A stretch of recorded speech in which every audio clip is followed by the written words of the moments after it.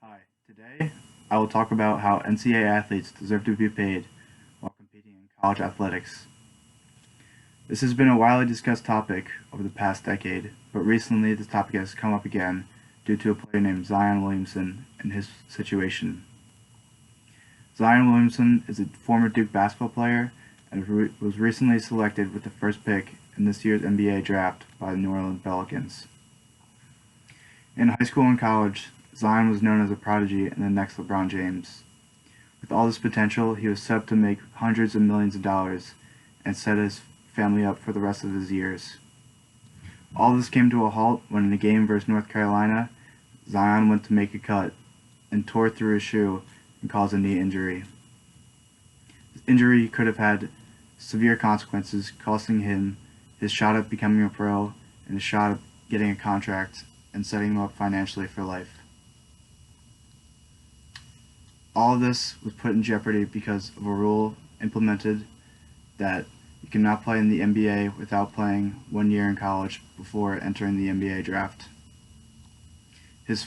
He was forced to risk his future in a system that does not reward him or compensate him. The argument for NCAA athletes goes beyond the personal goals and future of each athlete. Universities and corporations are making major funds off of the work of these athletes.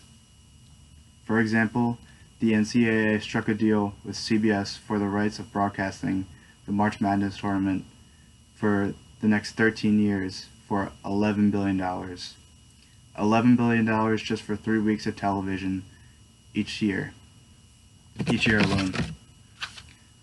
And that does not include the revenue the NCAA makes off of ticket sales, merchandise, and advertising from one tournament that just lasts 3 weeks.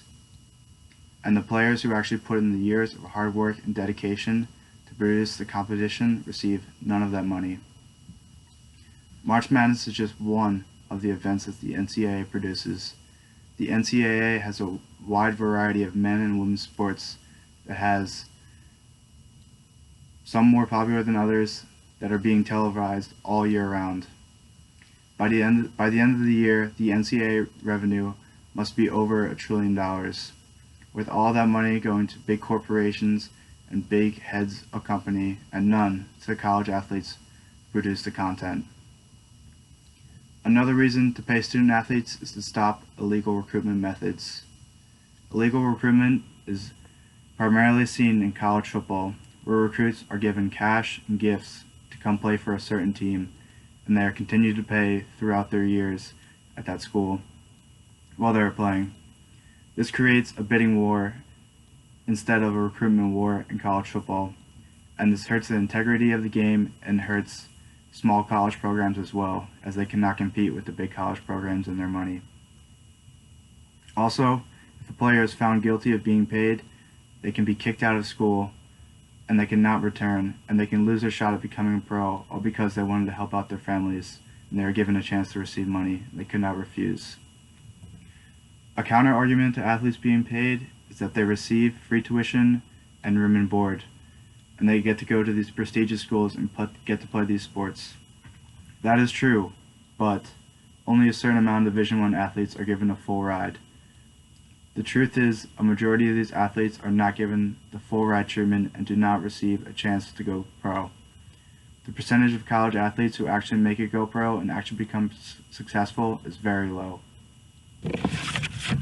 I'm not saying that this trillion-dollar industry should be split up equally between the players, but that a small piece of the pie should go to each player who contributes to make this content, and they should be rewarded for their blood, sweat, and tears.